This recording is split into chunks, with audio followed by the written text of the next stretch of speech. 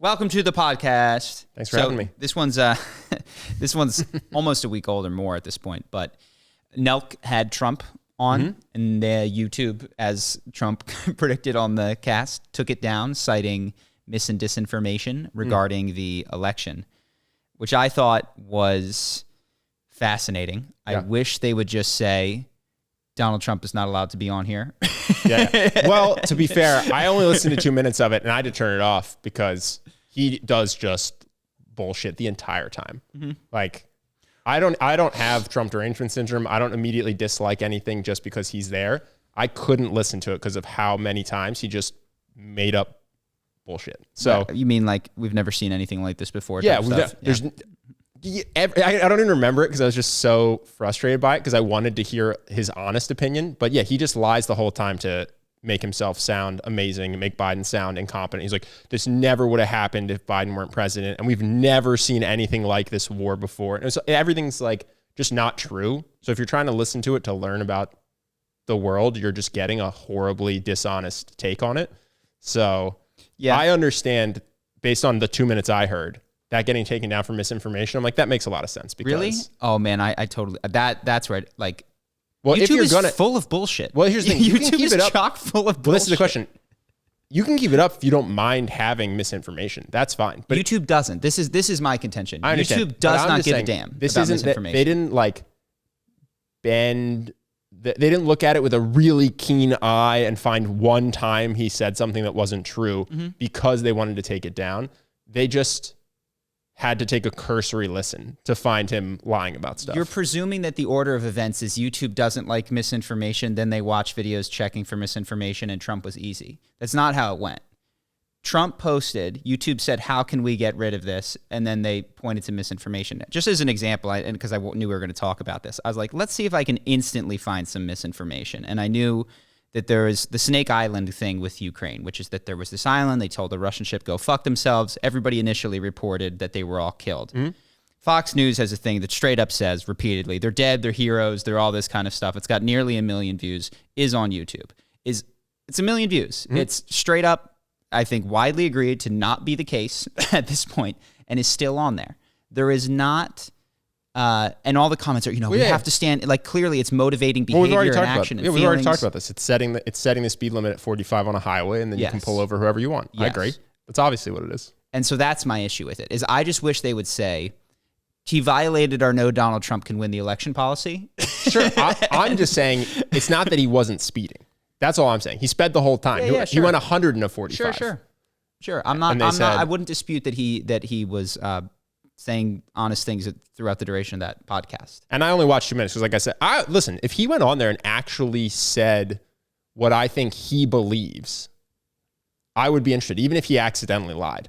But I don't even think he believed the brief period that I listened to, at least, which would be impossible to believe, that this is the worst that the things have ever been in the U.S. and the worst the U.S. government's ever been, and there's never been anything as bad as this, is not even he believes it. If I thought that I could get Trump's actual opinion, I would think that was fascinating. I'd listen to the whole thing.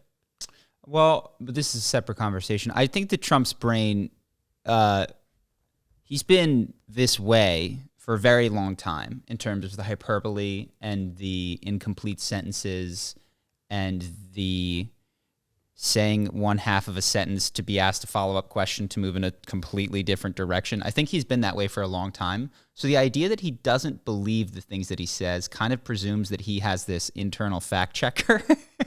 And I feel like what he says feels as congruent. This is just a sense that I have. That interview felt as congruent to him as many other conversations in his life. Well, that makes me, and like I said, that's my just sense of him.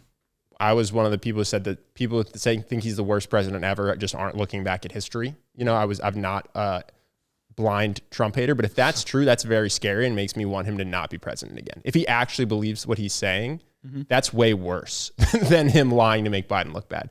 Because if people did watch that interview, he and I have a very different view of where we are in history right now.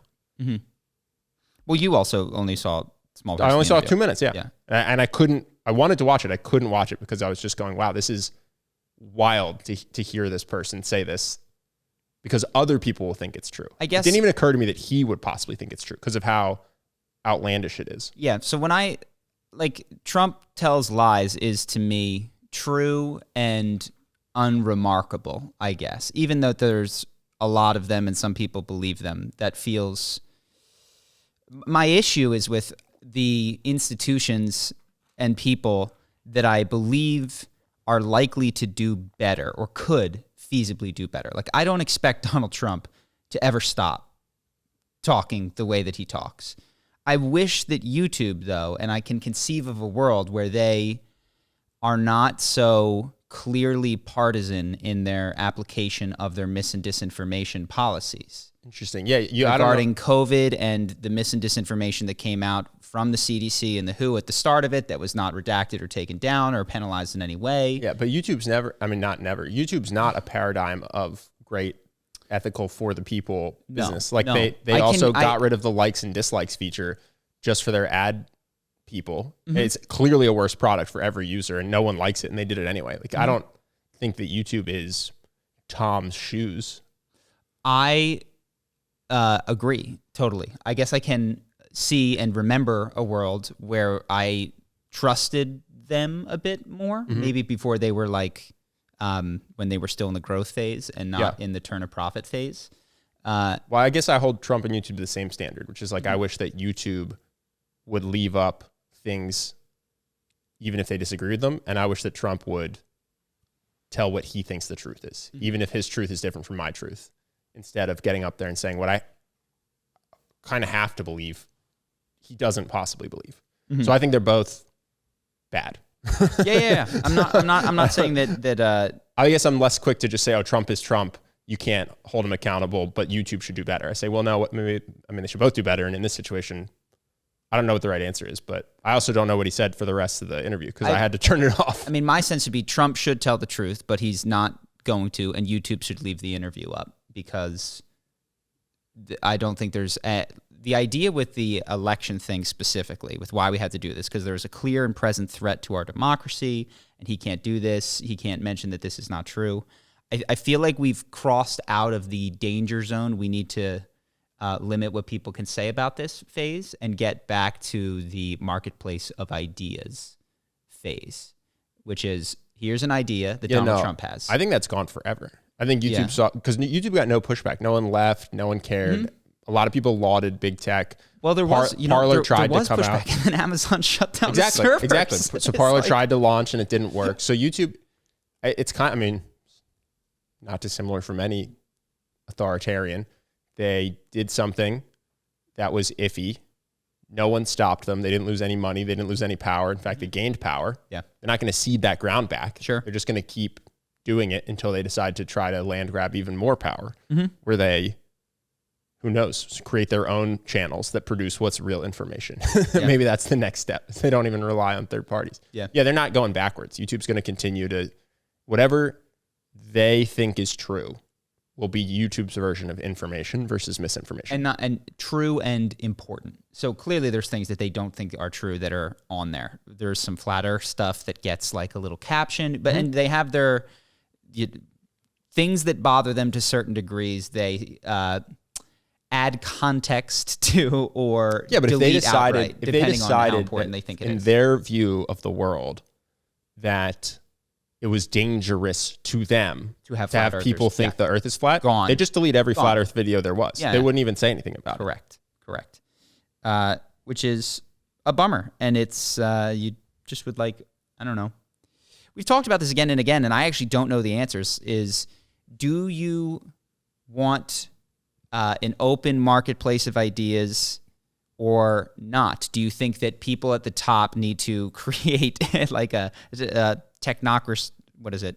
Yeah, technocrats need to decide what is okay to say out loud. Well, this is the whole idea behind Web3. Web3 is supposed to change this by decentralizing. So we'll see what happens. I don't know which is better, man. Maybe a world where people are allowed to do whatever they want just devolves into nuclear war even faster and it rips the nation apart. And it's like, oh man, we really could use those technocrats to come back in and say, no, none of this. Yeah, I don't know that anyone's ever run the experiment. It's just varying degrees of power controlling information, right? So you have North Korea's at the very top, I think. the power controls all the information. And then Russia is a close second. China is a close second in terms of their people compared to what we consider free information, free press, freedom of speech. Like I think it's hard to get unpropaganded info in China and Russia, but it's also hard to get unpropaganded info in the land of the free and the home of the brave. I don't think there's anywhere you can look to say, would this work or wouldn't this work better? So it's just a philosophical discussion at that point about what you believe the nature of humans when left to their own devices are. Yeah. Well, I guess if there was one wish that I had that would like allow everybody to do what they want, that would allow YouTube to take it down, I just wish they wouldn't say they took it down for misinformation. I wish they would say, we don't like Donald Trump, and therefore we hold him to a standard to which we do not hold other people. And because we don't want him to win and we think that he's dangerous. So he violated our Donald Trump could win the election if he has too many YouTube videos policy, and we're a private company. Fuck everyone. We'll do what we want. When they hide it behind this disinformation principle that is then unevenly well, that's applied, how they stay a platform. That's why that's how they don't get in trouble for copyright infringement when someone uploads a copyrighted video. Yeah. So and I get it. They're going to defend their business model. Entity. Yeah. We are a platform. They're going to defend that as hard as they can. And by labeling it misinformation, they get to say it's for public safety and it's not censorship. It's not a personal it's not editorial. decision. It's not an editorial decision. That's the most important thing they're trying to avoid. Yeah. Random, let's just go to different things. So I was reading my book, and we've talked about this before, where visualizations, the thing that is often left out is the journey. It's like visualize standing on that podium with the gold medal. Oh, yeah, around totally your neck. Useless, I think. It's like, yeah, that's fucking not helpful. That's just because mental in masturbation. between that, there's like a bunch of fights and a bunch of practice. Yeah, I think that's totally useless. But this guy says, and he often reverts or flips psychological things. Like we are like, oh, that's a mistake people make is they don't imagine the journey. And he says, no, I think that's people the fun purposely, part. Yeah, of course. Well, not just the fun part. If they were to imagine the journey, it would concretize and make real the things that they could do to achieve their goals, which is absolutely not what they want. Oh, okay. So because it's like, I thought you were going to say which would dissuade them, which I was going to disagree with. No. They don't want understand. to put in the effort. So therefore their brain does not imagine the thing because that would make it real and achievable, which would put pressure on them to act in that direction because it's totally doable. Yeah. It's totally doable. Well, that's why I liked it for my fight. If all you have to do is work out a lot and train this way and, do the walkouts and eat correctly and you can achieve it, well, that's more than I'm willing to do. So I'm not going to think. Yeah. I'm not going to think that. I'm just going to imagine success, enjoy that, and then, say that I don't have the genetics to succeed. Yeah. Well, I mean, sometimes you don't have the genetics to succeed. Yeah, which is definitely true. And there's another element of like, be realistic. I was talking to a friend. This is a quick one. I was talking to a friend who was flabbergasted that I thought Steph Curry's genetics played a part in him being the best shooter of all time. He couldn't. He was like, "What? Why? He's the same height as you. If you practice as much as him." I was like, so just to be clear, his dad was an NBA player. His brother is also one of the best shooters in NBA history. They're also fantastic at other sports like golf, just better than the average person. How do you not think this is genetics? And he didn't know that Seth Curry is one of the best shooters ever, and that Del Curry was an NBA player. So that kind of blew his mind. But it was interesting to me to think that he looks 6'3" and fairly skinny. Yeah, you're 6'2" and Steph Curry's 6'3". So the only reason you're not Steph Curry is because you're lazy. It's like, I mean, maybe I could have been better, a D3 player, but like, yeah, it was just fascinating to think that the only genetics he considered was size. I think about this with video game players too. People think professional video game players don't have genetic advantages because of like their reaction speed or their finger speed, which I think is clearly not the case. I think there are people who are going to be genetically more inclined to be pro video game players. That seems like what else explains the difference when you get these households in Korea where they play StarCraft for 8 to 12 hours a day. It's like, look, they're maxed out on training. The only differential at this point is inborn or I guess quality of practice. Yeah. But like, I think it's because funny enough, and everything seems to be going this way these days. Not everything. I don't want to speak in hyperbole. A lot of things. There's two camps. There's to your point, this isn't achievable for me. I'm going to imagine it because it feels good, but I'm not going to put the work in because just the cards, whatever you want to blame the cards on, genetic or your upbringing, I couldn't possibly have done this.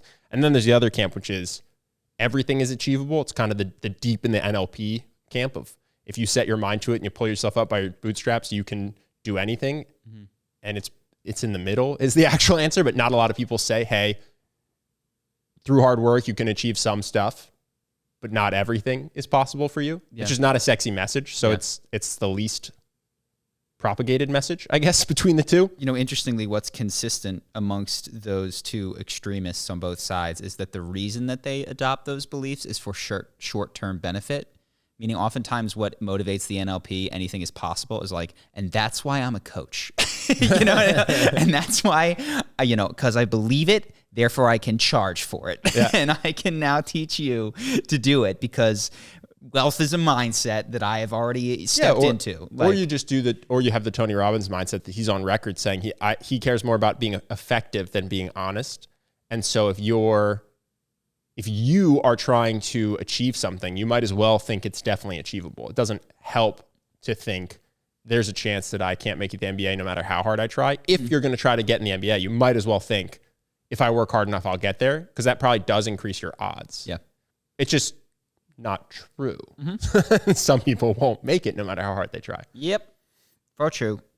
What is his takeaway? What is his takeaway on visualization? That kind of cut you off. Oh, no, it's that he's got a fairly, you could broadly categorize it as pessimistic view of people and what motivates and drives them. Whereas some people are like, people deep down are good.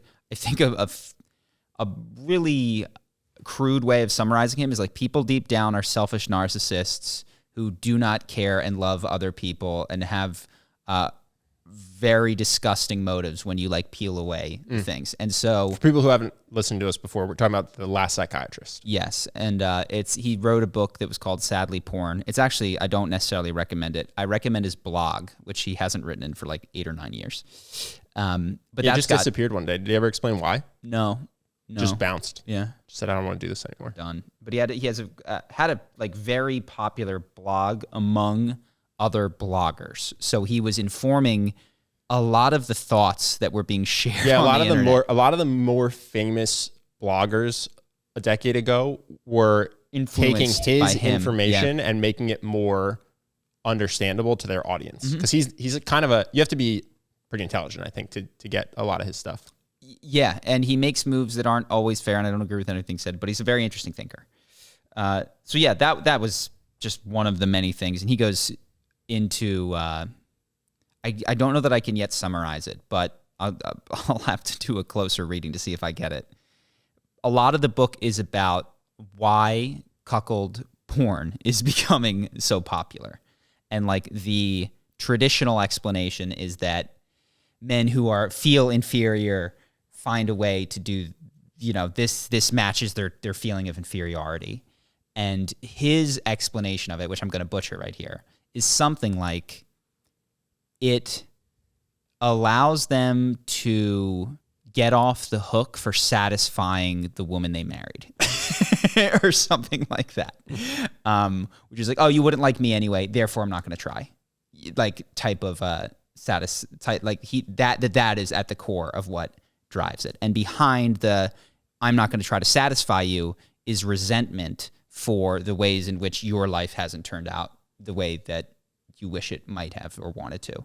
So there are times when I read the book and I can see myself in it, but there's other times when the person he's describing is like, you know, hasn't approached a woman and like hasn't built anything and is an employee who just gets, and I'm like, this just factually is not, I don't relate to some of this. So he does have some pretty negative assumptions about his readers. And I don't mean just that. It's the motivations. I do think that he's missing, like, I don't know, man. I actually think deep down there's goodness. And behind it's like the hurt thing is what makes people do bad things, not some inner malevolence that is being masked in goodness. So yeah. So I spoke to this guy. He's done our character designs, and it made me sad because he told me what's going on with the Russian people. And I think we in America have kind of been cheering for these sanctions and hit them where it hurts. And there's a lot to be said here. And before I go, it's like, obviously what's going on in Ukraine, if you're a Ukrainian citizen, is fucking terrible. And you're being chased out of your home, potentially bombed and killed. Your loved ones can be hurt. That all has nothing is independent of what I'm about to say, which is that what he described to me, I was like, how are things over there? He said equipment, I don't know specifically what he was referring to, is 2 to 3 times more expensive. There's a line around the block for people to go to McDonald's just because it was the last day. I can't accept any payments for my work. I'm a freelancer. I don't know what I'm going to do to make money. That's because Visa and MasterCard pulled out? Dude, Visa, MasterCard, PayPal. I'm trying to get finish the work that we started. And he's like, do you have crypto? Can you set this up? I'm like, I do. Oh, guess what? We're not on the same network on this thing. So I don't even know if I'm sure there's a way that somebody more technologically advanced can, but like my basic crypto shit ain't enough to do it. So I would have to take further steps to figure out how to transfer him money. What is his view of the war? Does he think that it's good, He bad? says that, and this is just one guy's opinion, that the older generation is zombified and believes everything that Putin says, and that the younger generation is pretty against it, and as is he, and he doesn't want it. But it's just behind these words of sanctions is the fact that you can't directly hurt Vladimir Putin. You can only indirectly hurt him by directly harming the livelihoods of the citizens who maybe revolt and uprise. But like, he's not worried about where he's going to get his next meal or stressed about. He wasn't going to eat at that McDonald's. Yeah, he wasn't going to that McDonald's. If he wants McDonald's, he's got it. Don't sweat it.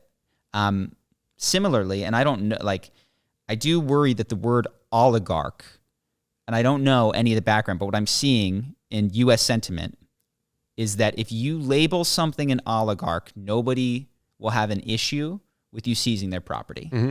Now, I'm sure that there are oligarchs that are closely connected to Putin that you can, or let's just call them people, that when you take something from them, indirectly but fairly strongly puts pressure on him to do or stop or something. I think that the logic is Putin cannot stand isolated. Mm-hmm. And so if he does have billionaire allies that help him maintain control of the media, maintain control of the citizens, and they turn against him, he will be taken care of. He'll no longer be the leader. So I think that's the logic behind going after powerful people next to Putin. And so there may be justifiable examples of, we took this guy's yacht, we took this guy's home, we did this, that, and the other thing. But I'm seeing which happened with terrorist is if you're labeled a terrorist, you can be killed indiscriminately and people in America will not ask questions. Yeah. If you're labeled an oligarch, your property can be seized indiscriminately and people in America will not ask questions. Just be careful of that word, is that it is clearly been found to stop Americans from asking questions. And it's the same exact problem with terrorist is who's a terrorist? Whoever the fuck we need to be a terrorist. Yeah. Some people potentially deserving of the consequences that come with that. And I'm sure plenty that do not. Yeah, no, I mean, that's something I've seen is there's a lot of rallying cries against Russia and the Russian people. And I see in the U.S., at least, a lot of people who are saying that the Russian people have to take responsibility for the actions of their government and go violently overthrow Putin because of the actions that are occurring in the Ukraine. And you got to call it Ukraine. What did I say? Oh, sure. My thought is that's a very weird stance to have as a U.S. citizen, because our government does a bunch of horrible shit all the time that people don't take responsibility for. They don't try to stop, really. They just live their lives. But then there's a lot of, those other people that are far away that aren't me are completely responsible for what their government did, and they're bad people if they're not doing everything in their power to violently overthrow Putin. It's like, I don't remember you guys doing this when we were the ones killing civilians. Yeah. So it just seems weird to, I get hating Putin, I get hating the war. It seems weird to hate the Russian people. Have you seen a lot of that? Yeah, on TikTok and Instagram and shit. Interesting. Yeah, I mean, who knows what is representative on social media, and I'm not really active, so I don't know. But I just see a lot of othering, a lot of we're better than the Russian people. And it kind of reminds me of that Jordan Peterson thing that says if you can't point to in your own life ways in which you are disadvantaging yourself or putting yourself at risk to do something ethical that's countercultural, you would just be a Nazi in Nazi Germany because you're just doing whatever. You're just going along with the flow. Yeah. And if you're not in if it's not a serious part of your life, and I don't mean what you post on social media, but like actual sacrifice and genuine cost at cost to you. Yeah, what evidence that you would hide a Jew in your attic? Or like go or be in Russia yeah. at risking arrest, advocating for the stop of the war, or plotting some great overthrow of Putin that you think that they should be doing. It is crazy. I mean, the people that do that, I don't know what happens with Russian arrests. I mean, maybe they have a better idea than I do, but I don't think it's good. I don't know. So a woman went on to... I saw, yeah. And she was on the news. She was pretty high up in the news. She made a stand to stop the war, got arrested, got released, which I was really impressed by. I was like, oh, wow, she got released from prison. And then her lawyer said she's gone missing. I was like, no way. So I don't know. I mean, dude, I'm just reading the news We'll in see. the U.S. Who knows? Maybe she's unfolds. not missing. Maybe she's missing. Jack Ma went missing for a while and then showed up again. It's not to say, I don't know. But she could learn her lesson is what you're saying. I'm just saying here was my arc for that. Wow, I can't believe she got released from prison. That's wild. Oh shit, she's missing. This is bad. And I don't know. Maybe, who knows? Maybe I got fake news. Cool. Tough to know what's going on. What have you got? Well, speaking of how great our government is, did you see that the CIA released a report about torture? No. Well, it turns out that we were torturing some people. We don't really have to go into it, but basically we were torturing people in the Middle East, and declassified documents are confirming it. And sometimes it wasn't even to get information. It was just to train people in how to do torture. So they would take detainees. To clarify, sorry, maybe you're going to say, was this Abu Ghraib style torture, which was squint your eyes, not the kind of torture that we're used to seeing, or? Well, it depends what you define torture as. It was called enhanced interrogations, walling, where you take, I don't really understand it, but you basically just take a towel and you wrap it around someone's neck and you put them up against a plywood wall, like a wooden wall, and then you just smack their head into it. So the guy's on trial now. He got detained in 2008. His trial hasn't happened yet. He has, like, medically, they're pretty obvious brain damage, and they're on record saying that he was used to train other people in how to do this. So they were trying to get information from him because his uncle was one of the masterminds for 9/11, but I don't know how, it didn't say how involved he was. They just thought he had information because his uncle was there. And they basically just lined him up and they had everybody learn the technique on him. Interesting. Yeah, it's so don't necessarily confuse citizens with their government. What's fascinating is that there's clearly an understanding in the organization that if you do things that people are familiar with, like torture as it was done in the Middle Ages, where you like draw and quarter people or yank them or put them in anything that is resembling of the torture that you would see in fantasy era fiction, like Theon Greyjoy type stuff. Mm-hmm. Flaying or cutting skin off or removing digits, that kind of stuff.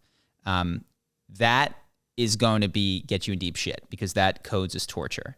But if you wall somebody or play loud music all the time or waterboard them, that is, and I think the mechanism is, it's not immediately understood. When you describe to someone, you're like, so you put a towel over their head and you put water on the towel. You know what I mean? Like, okay, it sounds fine to me.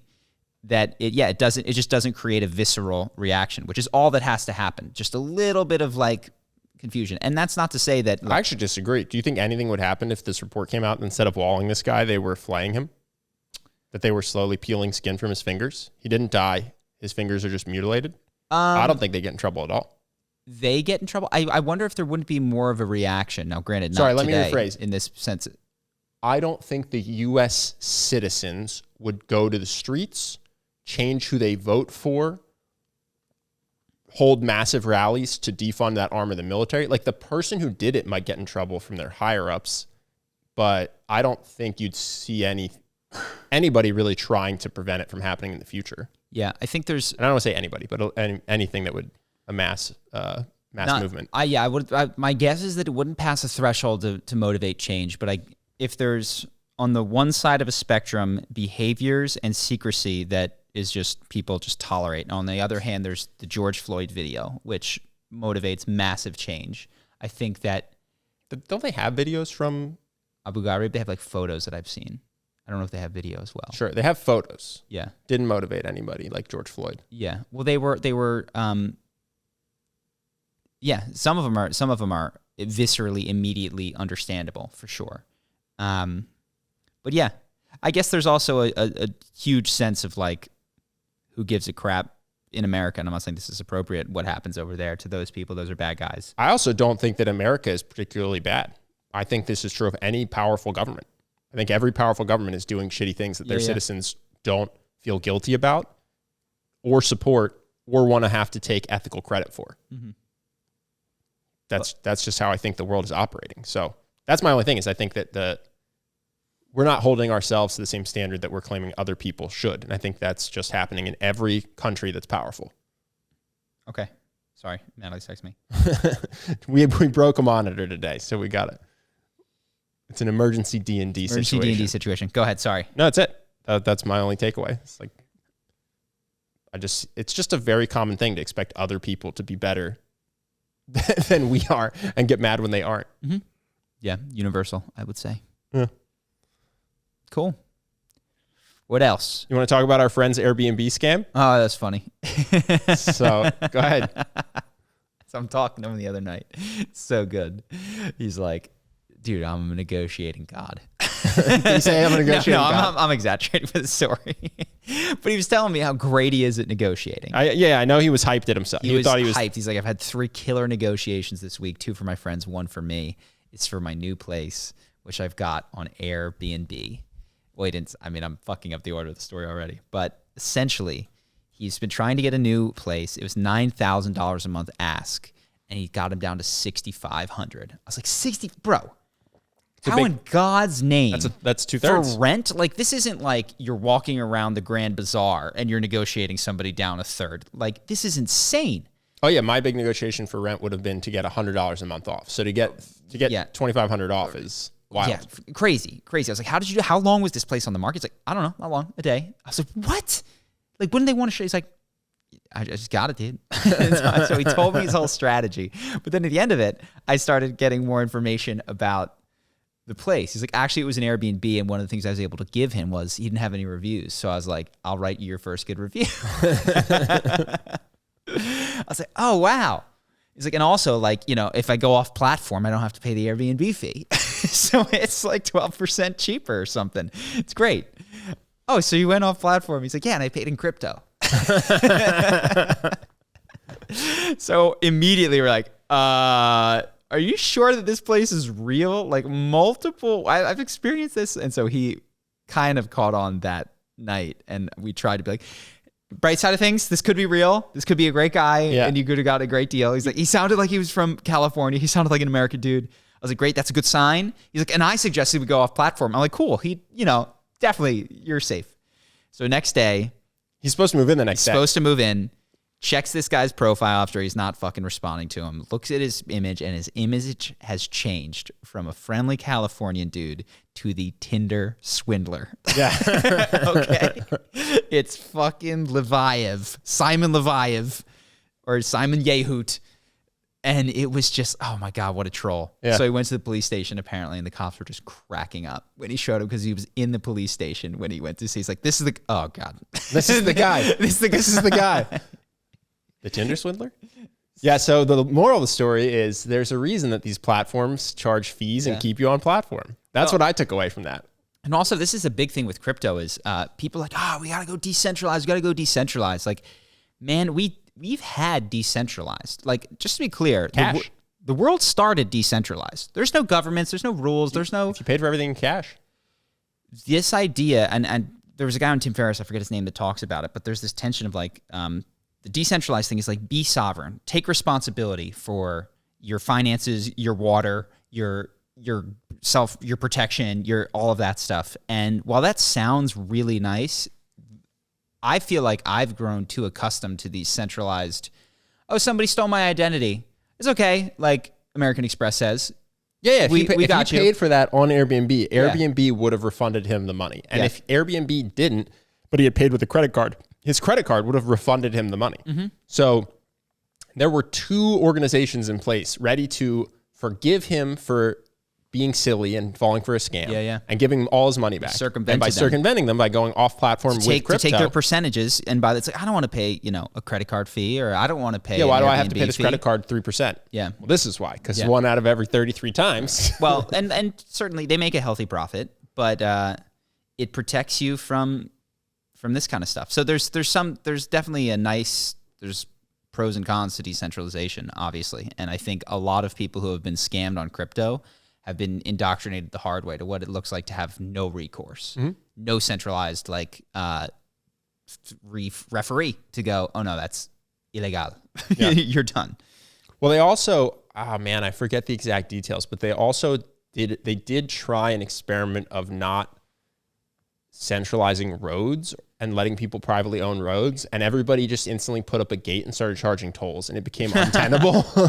So they were like, all right, this isn't going to work. We can't do it this way. Yeah. Like, I think that there is... Well, there's always a move towards centralization, which is like, how big is the centralization and how much of a... Because if you don't centralize it, some local person will form a co-op with his neighbor to maintain their road and charge money for it. And it's like, okay, now you have a centralized organization.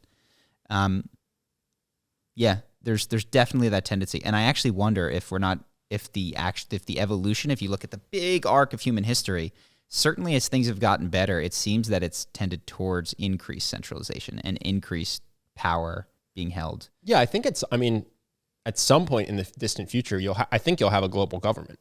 I think you'll just have one global government that runs everything, because that's the direction I just see things going. First, you had tribes, and then you had little countries, and then the United States, and now Europe has kind of conglomerated a little bit in terms of how it's governed. And if you just shoot forward some amount of tens or hundreds or thousands of years, I think there's going to be one global government, just because that's the way it's trended throughout history. Yeah, and I think you can get there too fast, which is like, should we have joined all together? Oh, there's going to be starts and stops, but it does seem like as things get better, you just kick the organization up a higher level, and you cooperate at higher and higher levels, which requires coordination and centralization of power at a higher and higher level. I don't think that's anti-Web3, because I do think that Web3 isn't about not having big organizations. It's just about having everyone own the big organization. Does that make sense? Yes. So you could have a world government with a world token, and people would, through their decisions with that token, be able to more directly, it's almost like a more direct democracy. Yes. So for instance, we talk about YouTube. The Web3 version of YouTube isn't that everybody has their own server and their own stream, and they only look at videos that they've uploaded. It's a giant service that looks exactly like YouTube, except it has more stuff that gets kicked down to the users to vote for what happens. So you still will have a CEO running the company, but they'll have frequent decisions kicked to everyone who holds tokens, and you'll get a certain amount of votes for the certain amount of tokens you have that will then inform what the CEO is meant to do. Does that make sense? But you're still going to have somebody who's in charge of doing the company itself is going to look exactly like the company YouTube. It's going to have employees that work there full time. It's not going to be up to the token holders to do what YouTube employees currently do. Mm-hmm. They'll still have employees. Makes sense. I'll take your word for it. I have no idea what Web3 is going to look like, so I don't know. Yeah, I think it's highly unlikely that it evolves to be where you are an employee only at where you own tokens, and also you're an employee everywhere you own tokens. And so therefore, if you have stock certainly in YouTube, I'm ill-equipped to be YouTube an and Facebook, suddenly you have to do the UX for 7 different tech companies. That's just not how it's going to go. So I think that decentralized isn't the same as libertarian, no big organizations type thing. Mm-hmm. Cool. Anything else you've got? I had one more thing, actually. It was shout out to all the people still donating to Charity Water. So we closed our last big fundraise at the end of the year, but I checked and we still raised $600 in the last 2 weeks, which is awesome. People are still going in there donating sometimes $1, sometimes $300. And so, yeah, we're at 1.01 million lifetime impact so far. 28,000 people have access to clean water now. So I just wanted to shout out if you're one of the people who's been donating, even though we haven't run an active fundraiser, that's awesome. We'll get another one up soon. I think right now it wouldn't do well because the world's attention is on Ukraine. That's okay. Totally cool. People suffer all over the world. I think we're likely to continue with Charity Water or something like that, just because it's a consistent problem that has a relatively low dollar cost to make a tremendous impact. Yeah, I mean, the reasons that we chose it are one, massive impact per dollar, and two, for me at least, I sympathize most with people where their situation is totally out of their control and affects them from a young age. Like kids that can't get clean water, that just gets my heartstrings, that you don't get to go to school and therefore don't get to become a scientist or an astronaut or whatever because you're just too busy trying to desperately get water. That just sounds horrible. And so I think being able to solve that is pretty awesome. So if you do want to donate, charitywater.org/charisma. It's still up, even though we're not doing an active fundraise. And, any amount of money really changes people's lives. So, and that's it for this week. Sick. What do we got for questions? Nice. First one is, I have a question about Tony Robbins. You guys seem to think very highly of him, but when I watched his Netflix documentary, he struck me as a showboating narcissist who didn't really help many people, just gave the impression he was, rallying support around him from the crowd like a cult leader. He came across as really untrustworthy, and I had an instinctual feeling that he was a fraud. I know he has helped so many people, but as you guys are so well-versed in charisma, I'm sure it can be used as a tool for manipulation and profit. I'd love for you guys to discuss this, and as a second part to this question, as teachers of charisma, knowing that it can be used for both good and bad, where do you stand morally on the issue? With great charisma surely comes great responsibility. I wouldn't disagree with everything you said. The one thing I disagree with was doesn't actually help people. My impression, which could be wrong, is that the people he does interventions with are helped. And I've personally been helped by his program, Personal Power 2, I think. So I think his information is good. I think that if you haven't ever heard of his stuff, going to his event will be very helpful. I think you can get the same info for cheaper from his books and programs. But I do think that he helps people. Now, is he a narcissist? I don't know. Is he a cult leader? I don't know. Does he, I don't know a lot about him as a person, having never met him individually. So that's the only part that I'd say, yeah, I do think he does help people. Yes, I think this is not exactly your question. When you're talking about any sort of information, change your life stuff, the success rate is going to be very low. So if you ask what percentage of people who go to his programs, if you checked in 6 to 12 months, will have made a consistent change as verified by an independent third party, it might be like 5% or 3%. But can I chime in? Go ahead. I think if you did that for the people he works with individually in the interventions, it'd be much higher. Yeah. Which is, I think this person was saying that in the documentary, it didn't seem like Tony was really helping. It seemed like he was just rallying the crowd around him to give the impression that he was helping. The documentary, there was a woman in particular that he used strong language with, that people came out in her defense, white knighting for her. And she came out and said, that intervention changed my life. I needed that strong message. There was a method to his madness. I wouldn't change a thing. It was very impactful. Yeah. And so I don't know if that's the particular intervention this person saw that and they didn't like, but there was one people really didn't like where he uses strong adult language and everyone's like, he shouldn't have done that. And she came out and said, stop pretending you're me and standing up for me. I'm me, and I'm so grateful for Tony. Yeah. So I think his change when he talks to you one-on-one is pretty strong. I don't think was actually in, now that I'm remembering, that was not in I'm Not Your Guru. That was a cell phone recording, actually. That was... No, I thought it was the woman who was in the sex cult. I think that the one that people had an issue with was not that. Oh, really? It was like a cell phone footage from a different thing. But whatever it was, she came out and she basically said, don't white knight for me. I don't have any problem with how he did this. So I do think his change rate for people he talks to one-on-one is very, very high, but it's only 5 people out of the 9,000 that attend the event or whatever the numbers are. So I think, but so to complete what I was saying, if the number is 3 or 5%, I still think that's 10 or 100 times higher than not going to Tony Robbins. Like, it increases your odds of making a dramatically positive change in your life by 10 to 100 times, which still puts it in a very low percentage overall. In terms of the people that he interacts with, I totally agree that it very likely has a much longer lasting impact. He is psychologically doing incredible shit behind the scenes in terms of rejiggering your motives, how you perceive the world, how you perceive yourself, and he is doing it at an incredibly high level, super fucking fast, and that is the type of shit that does make long-lasting change. He is a savant at it. He's truly a genius when it comes to one-on-one and even group persuasion. Yeah. In terms of what he's like as a person, I think no one knows but his wife. He has a very well-groomed public image. He pre-screens interview questions ahead of time. If you watch him for long enough, he tells the same stories with the exact same delivery, with the same word choice and the same pauses. So I don't think we've seen an improvised Tony Robbins in decades. So to the character questions about, is he a narcissist? I legitimately think only his wife and the top 5 closest friends know who he's actually like, because the rest of us are seeing a performance, I would say. Yeah, he's very. My biggest gripe with him, and this isn't like, it doesn't make him a bad guy, is that I want more. I'll say spontaneity, improvisation, and I connect that to a degree with authenticity, because I know when I feel like I'm just, what is charisma? And I'm like, well, here's the thing. And then I tell the same fucking story. It's like that to me, as I do that, doesn't feel authentic. Like I'm different today than I was 3 years ago or a year ago. And when all the stories and all the become a routine, there's something that is lost. Well, you could even mash them up. I mean, you could take 10 interviews and just show a story and you wouldn't miss a beat, because the delivery is almost identical. It is like performing a play. But anyway, that's not your criticism. My other criticism of Tony is that Money Master the Game, 700 pages. 1, his books are way too fucking long. They do not need to be that long.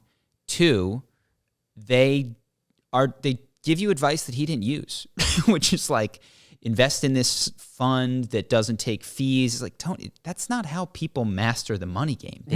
They found businesses. Yeah, I did think that was funny. The trick is to find a low-fee ETF. Tony, you're worth $500 million. It's because you founded a business, then founded a second business, then angel invested in 6 businesses. Yeah.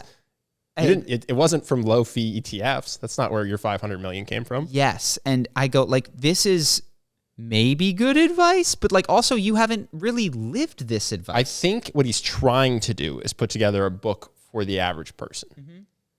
But it's if you were to say it honestly, it's Tony's advice for who he thinks the average person is to have, slightly above average financial experience. It's not certainly not mastering the game of money. It's not how he did it. Yeah.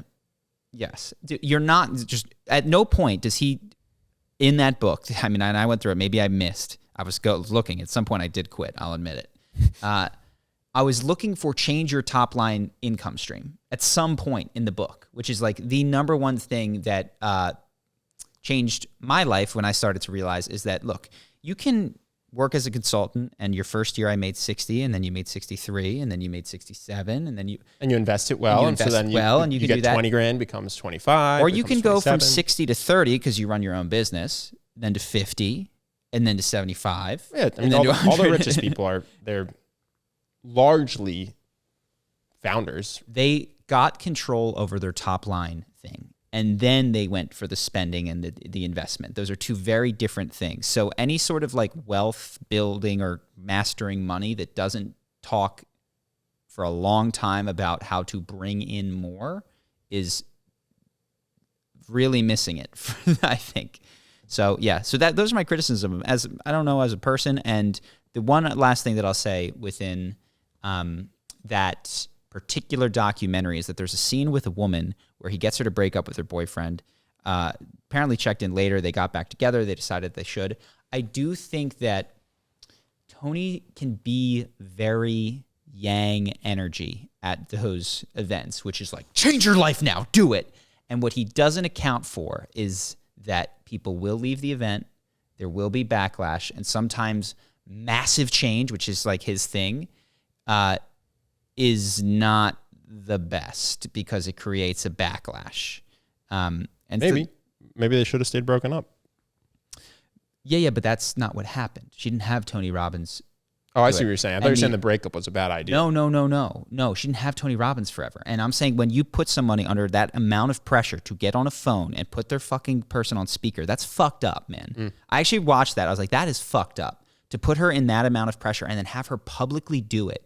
You shouldn't fucking do that. It should be go into the back and take it in a private room and have a private conversation with your boyfriend of several fucking years. Throw it on speaker for these 6,000 people. That's disgusting. And I don't think he should have encouraged it or allowed it. And I hope he doesn't do it again. I feel very strongly that, like, what disrespect to that guy? Do you not give a shit about him? He's sitting there getting dumped in front of 6,000 people. Like, this is the way to do it. I thought that was fucked. So yeah, but overall, I mean, you've asked for criticisms. I like it. I like him. I like a lot of what he does, and I think it's very good. That's me talking like Trump. It's a very bad thing. And the second part, with great charisma comes great responsibility. Yeah, I agree. I mean, same with Money, physical strength, anything, any I don't know if positive there's attribute really- you have a lot of. Is there anything that can't be used for harm that is powerful? No, no, exactly. That's kind of what I'm saying. Like, look, if you're beautiful, charismatic, wealthy, strong, or athletic, anytime you are like way Powerful. past the average in terms of having one of these things, it can be abused. And so, what would I say? Don't do that. But I don't know that that's helpful. Well, it's like morality and power operate on different axes. You know what I mean? So it's like, oh, this thing is really powerful. It's like, that's just independent of whether or not it's good or bad. This hammer can bash somebody's head and it can put a nail into. I think that's always an interesting. For instance, we'll make a video about how to tell if someone's a sociopath, and now some people in the comments go, "Wow, this is so helpful because now I know what to look for, so I can protect myself if I don't want to date a sociopath." And other people go, "Thanks, now I know how to hide my sociopathy." It's like, yeah, I guess this is the dual. I don't know. You can't present this information without making both of these possible. Yeah. Cool. Good question. I appreciate it. One more. So the last episode, I ended up going with the Jinx and Vi in the thumbnail. Somebody wrote in that Arcane clickbait. Speaking of Arcane, did the two of you watch it? I feel like you had to have as League players, but I'm surprised that I've not heard anything about the show from you two. Have we not talked about it? I think we might have mentioned it briefly, but I think we mostly talked about it on Patreon. Oh, because we've gone deep about this on Patreon. Yeah. I feel like we talked a lot about story. Yeah. That makes sense. It was on Patreon. Yeah, so Justin, You got to join I'll our ask you, Patreon. Are we ever going to speak to that guy? Are we trying to get a showrunner to come on the show? It's been challenging. Yeah, he replied to my first email and said it sounded interesting, and then apologized for getting back to me so late. Yeah. And it's been like slow communication. And then I wrote back and said we're definitely still interested, and then set some dates potentially, and then just never heard back. Dude, let's get Ben on there. Let's get me on there. Let's send him a voice note. I would love to talk to this guy. I think he's just one a of the busy guys that person. put together the show. Yes, which is We're trying to get him on as a guest. I definitely watched Arcane. I thought it was fantastic for a number of reasons. I thought that the effort put into every shot, meaning like the direction, even just in that first scene where they're on the roof and they decided to show the feet of the four characters in the little gang, as opposed to just, a wide shot. I was like, oh my God, every single shot is well thought out. Episode 3, fucking amazing. We talked about it at length. And then it set up a entire cinematic universe that is going to be, that I'm excited for. And I thought it was great. It's a really good story.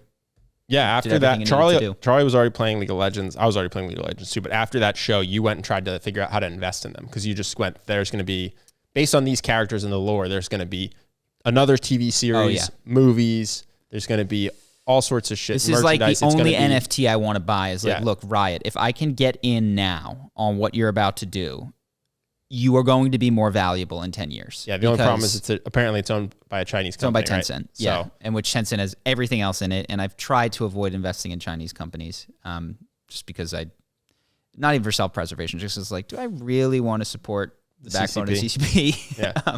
Yeah. I'm sure I do with my purchases, but that's where I draw my line. So yeah, I'd love to invest in them. They're fucking awesome. They did a great job. It's awesome. And hopefully we'll get to talk to one of the showrunners. Mm-hmm. That's all I got. Very good. What are we talking about on Patreon today? We're going to talk about being a business mentor without creating your own competitors, how to be charismatic without making your goal necessarily people-pleasing, and then dealing with depression regarding body image. Amongst many other things. We didn't even say it at the time before, but we obviously talked about Arcane at great length. So there's a lot of questions. We're answering them all. If you guys want to support the podcast, it really does help. It's our primary source of income. All of it goes to Justin. If that changes, we'll keep you posted. But for now, all to Justin. And we hope that if you like this, I think you'll like that as well. How many questions are we answering today, Justin? We have about, I think, 14. 14. Okay. So that's about average. And it takes quite some time to get through them. So if you guys like this and you want more, check out Patreon. Any dollar amount gets you access to it. So thank you to those of you who've watched. Thank you to our patrons. We'll see you guys on Patreon. Peace.